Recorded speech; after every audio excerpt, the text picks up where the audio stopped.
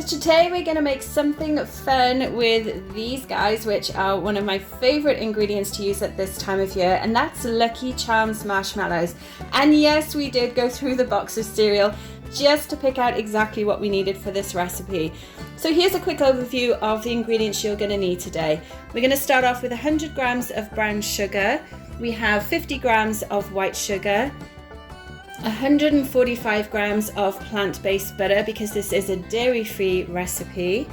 Then we have 50 grams of applesauce. We'll be using just around 1.5 teaspoons of vanilla bean paste.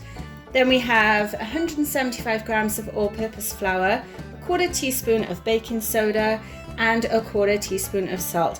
And of course, finally, our Lucky Charms. Now this is roughly 30 grams, and if you want the US measurements for this, you'll be able to find those on the full recipe blog post on my website at bakeangel.com. Now quickly before we start, I'm just going to talk about the brown sugar because you might notice that my brown sugar actually has quite a lot of lumps in it. And if you find that yours is like that because you haven't used it in a while, there's a really easy way that you can rectify this. So instead of having to throw it away, you can just pop it in the microwave with a damp paper towel or kitchen paper, lay that over the top of the bowl, and then microwave it for about 30 seconds at a time, and that moisture is actually going to help the molasses soften everything up again. So we'll do that first, and then we'll start making our cookies. So you can see here, I just quickly microwave this with a damp paper towel on top. It's actually softened it up really nicely. And that's going to make sure that we don't have any hard lumps of brown sugar in the cookie dough. So let's pop this to one side and we can go ahead and actually get that cookie dough made. So we're going to start by adding all of the sugars into our bowl. So to recap, this is 100 grams of brown sugar.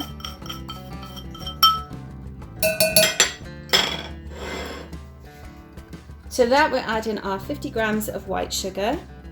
Now the brown sugar I find really does make the difference when you're making a drop cookie. It just adds to the nice, soft, chewy texture of it as well. If you didn't have brown sugar, you could absolutely just straight substitute with white sugar. Then we're going to add our plant-based butter.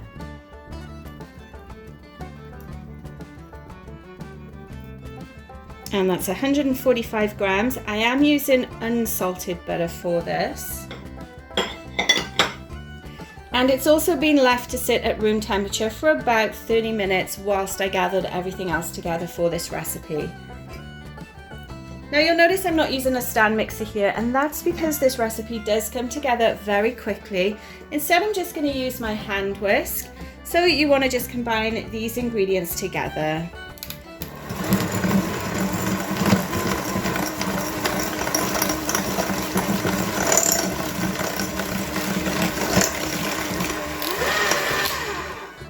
And that's as far as I go for a drop cookie recipe. I'm actually not trying to whip it up too much. I just literally want to stop once everything is combined because we don't want our cookies to spread too much either. Next we're going to add our applesauce, which again is 50 grams. Now this is just plain applesauce, it's unsweetened.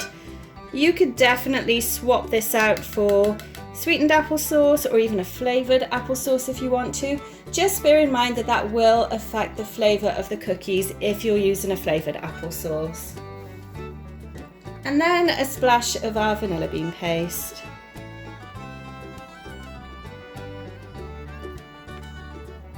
So that's roughly about 1.5 teaspoons. You could use vanilla extract if you don't have the paste, or again a different flavour if you want to do. Entirely up to you.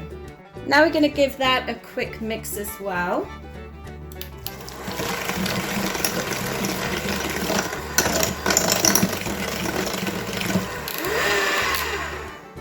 And we'll stop at that stage. Then it's on to add in our dry ingredients. So we're using all-purpose flour, which is also known as plain flour in different parts of the world. 175 grams of that. Plus I have 1/4 teaspoon of baking soda and also 1/4 teaspoon of salt. So we're just going to dump all of that in. Now I didn't sift mine. It's entirely up to you whether you want to do that or not. I find personally it's a step that I can definitely skip when I'm making drop cookies. So now we're going to give this a stir as well.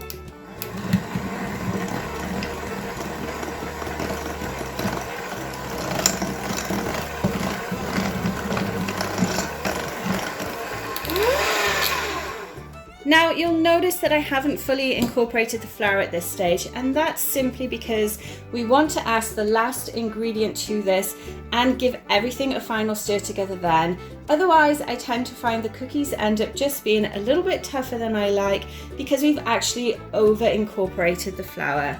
And the last thing we're going to do now is add the Lucky Charm marshmallows. Now, because they have gelatin in them, this isn't a vegan recipe. Everything else that's in here definitely is vegan, but the marshmallows themselves are not. So this is just going to be a dairy-free, nut-free, soy-free cereal. So we're just going to add half of these because I want to actually add some of them at the end of the bake as well, just so that there's extra pops of colour once the cookies come out of the oven.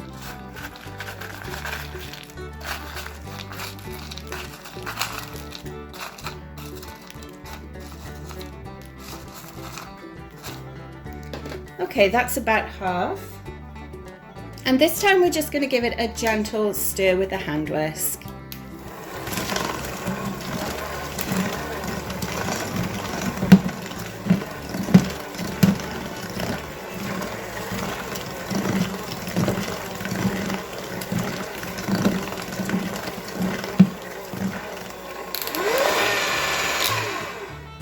So you'll see what it's actually done is kind of smush them up a little bit. They've broken up into places as well, so you will get little streaks of colour running throughout the cookie dough.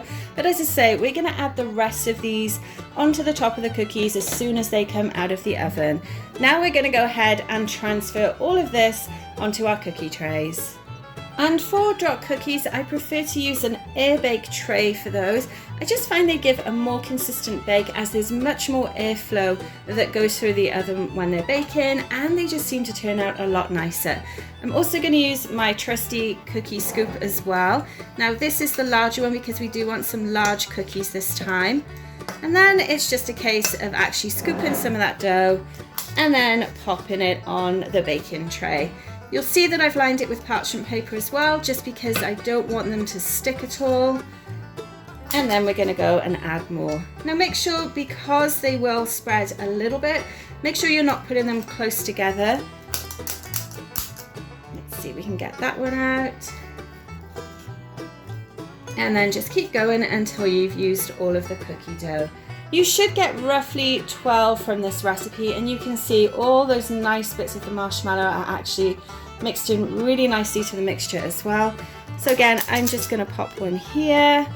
I think we'll do 2 more on this tray, and then we'll set up another tray as well.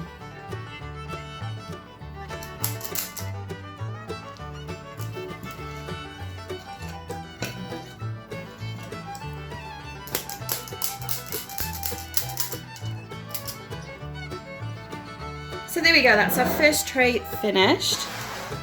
Again, all those nice little pops of colour in there, which means when it bakes, everything's going to kind of melt into itself and give a really nice colour explosion. Let's move on to doing the second tray.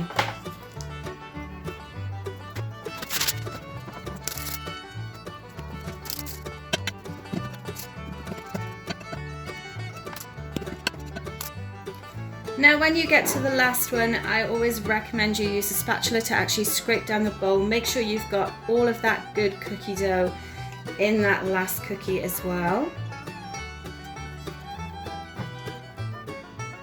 And I find it easier for the last one to actually just fill it myself with a spatula.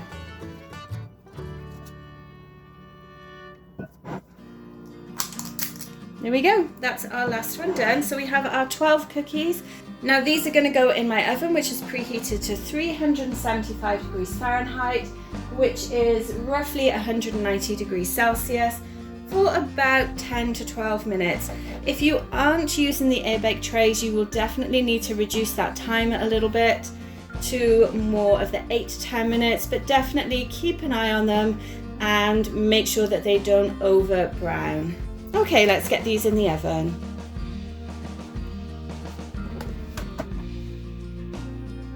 Okay, so this is one of the 2 trays that we baked. Right away you can see, look at all that pop of colour. It's amazing. I love how well they bake up in cookies. But what we are going to do is add a couple right away.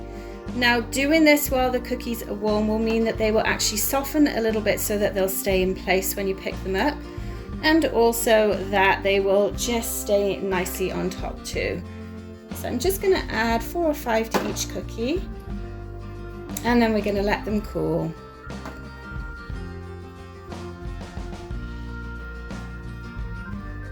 So I am giving them a bit of a press down into the cookie, and then let's not do 2 of the same kind. Just giving them a nice press down.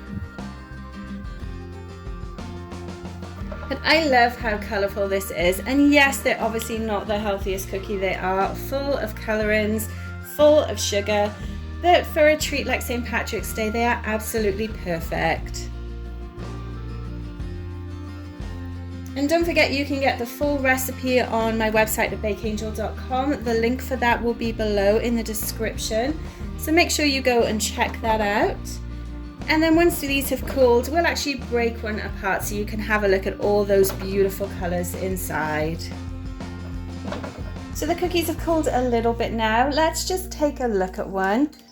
Now they're still quite warm at this stage, but I did want to show you what they look like underneath. A little bit squidgy still.